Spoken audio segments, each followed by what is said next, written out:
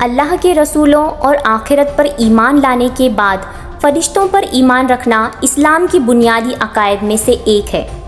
فرشتوں پر ایمان لانے سے مراد یہ ماننا ہے کہ وہ اللہ کی ایک مخلوق ہیں۔ تمام فرشتے نور سے پیدا ہوئے اور وہ ہماری نظروں سے غائب ہیں، ہمیشہ اللہ کے منتظر رہتے ہیں۔ نیز فرشتے معصوم ہوتے ہیں، یہ اللہ کی نافرمانی اور گناہ نہیں کرتے۔ ان فرشتوں میں کچھ فرشتے اللہ کی عبادت میں تا قیامت مشغول رہتے ہیں، کچھ وحی الہی پہنچاتے ہیں، کچھ موسم اور بارش وغیرہ کے کام سر انجام دیتے ہیں۔ اللہ کے ان فرشتوں میں ایک مقرر فرشتہ اسرائیل علیہ السلام ہے، جنہیں قبض کرنے یعنی جان نکالنے کا کام سونپا گیا ہے۔ حضرت اسرائیل علیہ السلام کو فرشتہ اجل اور ملک الموت کہا جاتا ہے۔ اللہ تعالیٰ نے ملک الموت کا ذکر قرآن مجید میں کچھ یوں ارشاد فرمایا ہے کہ کہہ دیجئے کہ موت کا فرشتہ جو تم پر مقرر کیا گیا ہے تمام روح قبض کرتا ہے اور پھر تم اپنے رب کی طرف لوٹائے جاؤ گے۔ دراصل اسرائیل عبرانی لفظ ہے، عزا کے معنی بندہ اور ایل کے معنی خدا ہے، یعنی اسرائیل خدا کے بندے کو کہتے ہیں، جسے قرآن مجید میں ملک الموت کا نام دیا گیا ہے۔ روایتوں کے مطابق جب اللہ نے چاہا کہ آدم علیہ السلام کی تخلیق کریں تو فرشتوں کو حکم دیا گیا کہ زمین سے خاک لے کر آئیں، لیکن زمین نے ان فرشتوں کو قسم دے کر واپس بھیج دیا۔ آخرکار اسرائیل علیہ السلام اس کام پر قادر آ گئے اور زمین کی مٹی لانے میں کامیاب ہو گئے، لہٰذا اس وجہ سے اللہ نے تمام زندہ مخلوق کی روح قبض کرنے کے لیے اس کام کی ذمہ داری ملک الموت کو دے دی۔ اللہ نے حکم دیا کہ اے ملک الموت، تجھے اولاد آدم کی روح قبض کرنے پر مامور کرتا ہوں، تاکہ تو کسی پر رحم نہ کھائے اور ماں کی گود میں موجود شیر خوار بچے تک کی روح کو قبض کر سکے۔ ملک الموت نے عرض کیا، اے اللہ، تو نے مجھے یہ خوفناک اور دردناک عمل کیوں سونپا ہے کہ اس کی وجہ سے مخلوقات میں سے کوئی مجھ سے محبت نہ کرے گا؟ تو جواب ملا کہ کوئی بھی کسی کو یہ نہیں کہے گا کہ فلاں شخص اسرائیل کی وجہ سے مرا ہے، بلکہ وہ بیماری اور حادثات کو موت کی وجہ قرار دیں گے۔ روایتوں کے مطابق حضرت آدم سے لے کر قیامت تک آنے والے ہر شخص کی روح قبض کرنے کی ذمہ داری ملک الموت کو دی گئی ہے، جبکہ اس کام کے لیے فرشتوں کا ایک لشکر بھی آپ کے ساتھ رہتا ہے۔ جو فرشتے انسان کو موت دینے آتے ہیں وہی انسان کی موت کا وقت بھی لکھ دیتے ہیں، اور جب کسی انسان کی موت کا وقت آتا ہے تو وہ اس کی روح ملک الموت کے حوالے کر دیتے ہیں۔ لہٰذا حضرت ابن عباس بیان کرتے ہیں، ملک الموت تمام اہل زمین کو موت دیتے ہیں اور ان کو تمام بنی آدم پر مسلط کیا گیا ہے۔ جب وہ کسی پاک نفس کو قبض کرتے ہیں تو اس کی روح ملائکہ رحمت کے سپرد کرتے ہیں، اور جب کوئی خبیث روح قبض کرتے ہیں تو ملائکہ عذاب کے حوالے کر دیتے ہیں۔ ملک الموت دن میں 3 مرتبہ لوگوں کے چہرے دیکھتے ہیں۔ جس کی عمر پوری ہو جاتی ہے اور جس کا رزق دنیا سے ختم ہو جاتا ہے، آپ اس روح کو قبض کر لیتے ہیں۔ جب بندے کی روح قبض ہوتی ہے اور اس کے گھر والے رونا پیٹنا شروع کر دیتے ہیں تو ملک الموت دروازے کو پکڑ کر کھڑے ہو جاتے ہیں اور کہتے ہیں کہ میں نے تمہارا کچھ نہیں بگاڑا، میں تو اللہ کی طرف سے مامور ہوں، نہ میں نے اس کا رزق کھایا اور نہ ہی اس کی روح قبض کی، اور مجھے تو تمہارے پاس بار بار آنا ہے، یہاں تک کہ تم میں سے کوئی باقی نہ بچے گا۔ اگر ملک الموت کو لوگ اس وقت دیکھ لیں اور ان کی باتوں کو سن لیں تو میت کو بھول کر خود اپنے آپ پر رونے لگ جائیں گے، باوجود اس کے کہ ملک الموت خود ایک فرشتہ ہیں۔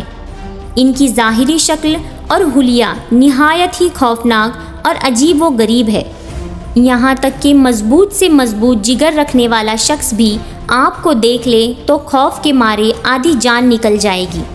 اس متعلق حضرت ابن مسعود رضی اللہ تعالیٰ عنہ کا بیان ہے کہ حضرت ابراہیم علیہ السلام کی ملاقات جب ملک الموت سے ہوئی تو آپ نے ان سے سوال کیا کہ اے ملک الموت، آپ مجھے وہ صورت دکھائیے جس میں آپ کفار کی روح کو قبض کرتے ہیں۔ تو ملک الموت نے کہا کہ یہ آپ کی طاقت سے باہر ہے۔ لیکن آپ کے اصرار پر انہوں نے وہ صورت دکھانی شروع کی اور فرمایا کہ آپ اپنا منہ موڑ لیجئے۔ جب ملک الموت اپنی اصل صورت میں نمودار ہوئے اور آپ نے انہیں دیکھا تو وہ ایک سیاہ شخص تھے جن کے سر میں آگ کے شعلے نکل رہے تھے۔ انہیں دیکھ کر حضرت ابراہیم علیہ السلام پر غشی طاری ہو گئی۔ جب ہوش آیا تو حضرت ابراہیم علیہ السلام نے فرمایا، اگر کافر کو محض آپ کی شکل ہی دیکھنے کی تکلیف برداشت کرنی پڑے تو یہ بہت بڑی تکلیف ہے۔ اب ذرا یہ بتائیے کہ مومن کی روح کس طرح قالب میں ہو کر نکالتے ہیں؟ ملک الموت نے کہا کہ ذرا منہ پھیریے۔ آپ نے منہ پھیر کر جب دیکھا تو آپ کے سامنے ایک حسین نوجوان تھا جس کا جسم مہک رہا تھا، جس کے کپڑے سفید تھے۔ حضرت ابراہیم علیہ السلام نے فرمایا کہ اگر مومن کو صرف آپ کے دیدار کی دولت دی جائے تو یہ کافی ہے۔ ملک الموت کی دہشت کا یہ عالم ہے کہ نہ صرف جن و انس بلکہ فرشتے بھی آپ سے اس طرح ڈرتے ہیں جیسے انسان شیر کو دیکھ کر ڈرتا ہے۔ ہر ذی روح جن و انسان کی روح کو قبض کرنے والے ملک الموت کو کیسے موت آئے گی، یہ بھی ایک دلچسپ واقعہ ہوگا۔ روایتوں کے مطابق روز محشر اللہ تبارک و تعالیٰ کے حکم پر ہر نفس مر جائے گا، تمام جن و انسان کو موت آ جائے گی، پھر اللہ عرش کے فرشتوں کو بھی مار دے گا۔ جبرائیل، میکائیل اور اسرائیل علیہ السلام بھی اللہ کے حکم سے مر جائیں گے اور صرف اللہ کی ذات باقی بچے گی اور نیچے صرف ملک الموت باقی رہ جائیں گے۔ اب اللہ پوچھے گا، بتاؤ کون باقی ہے؟ اسرائیل علیہ السلام کہیں گے، اوپر تو باقی ہے، نیچے تیرا غلام باقی ہے۔ اللہ کا حکم ہوگا تو تو بھی مر جا، اور اس طرح تمام مخلوق کی روح قبض کرنے والے کی روح کو خود اللہ قبض فرمائیں گے۔ ملک الموت ایسی چینخ ماریں گے کہ اگر اس وقت کوئی انسان ہوتا تو اس کا کلیجہ پھٹ جاتا۔ جب اللہ سب کو موت دے دے گا تو فرمائے گا، ہے کوئی میرا شریک جو میرا مقابلہ کرے؟ آج صرف میں ہی بادشاہ ہوں، زمین کے وہ بادشاہ کہاں چلے گئے؟ آج صرف میری بادشاہت اور میری شہنشاہیت ہے۔ ملک الموت یا روح قبض کرنے والے فرشتے کا ذکر صرف اسلام بلکہ دوسرے ابراہیمی اور غیر ابراہیمی مذاہب میں بھی موجود ہے۔ یہودیت میں سمائیل نامی فرشتے کو موت کا فرشتہ قرار دیا جاتا ہے، جس کا ذکر کتاب خروج اور حنوک کے صحیفے میں موجود ہے۔ سمائیل کو آسمان سے دھتکارے ہوئے فرشتے یعنی دا فالن اینجل میں شمار کیا گیا ہے، جبکہ عیسائیت میں آرک اینجل مائیکل کو اینجل آف ڈیتھ کا درجہ دیا گیا ہے، جس کا ذکر کتاب پیدائش میں موجود ہے۔ آرک اینجل مائیکل کو فرشتوں کے لشکر کا لیڈر مانا گیا ہے، اور صحیفوں کے مطابق مسیح کے ماننے والوں کی روحوں کو بھی مائیکل ہی قبض کیا کرتے ہیں اور انہیں جنت میں لے جایا کرتے ہیں۔ اسی طرح قدیم مصری اور آرامی موت کے فرشتے کو ڈوما کا نام دیتے تھے، جبکہ فونکی، سمیری اور کنانی اقوام موت کے فرشتے کو ماویت کہا کرتے تھے، جسے ان کے دیوتا بال نے لوگوں پر مسلط کیا تھا، جبکہ ہندو دھرم میں یمراج نامی دیوتا کو موت دینے والا مانا گیا ہے، جسے نرک یعنی دوزخ کا دیوتا کہا جاتا ہے۔ یمراج کو اپنا جمالی اور جلالی صورت کے ساتھ بھینس پر سوار دیکھا گیا ہے۔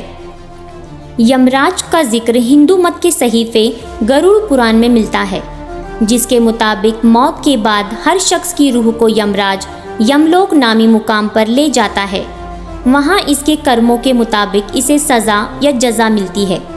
چنانچہ اسلام کے علاوہ موت کے فرشتوں کو تقریباً ہر مذاہب میں دیوتا مانا گیا ہے اور باقاعدہ اس کی پوجا یا عبادت کی جاتی ہے، لیکن اسلامی عقائد کے مطابق ملک الموت دوسرے فرشتوں کی طرح ہی اللہ کے فرما بردار اور حکم ماننے والی مخلوق ہیں، جنہیں روز قیامت خود موت کا مزہ چکھنا ہے۔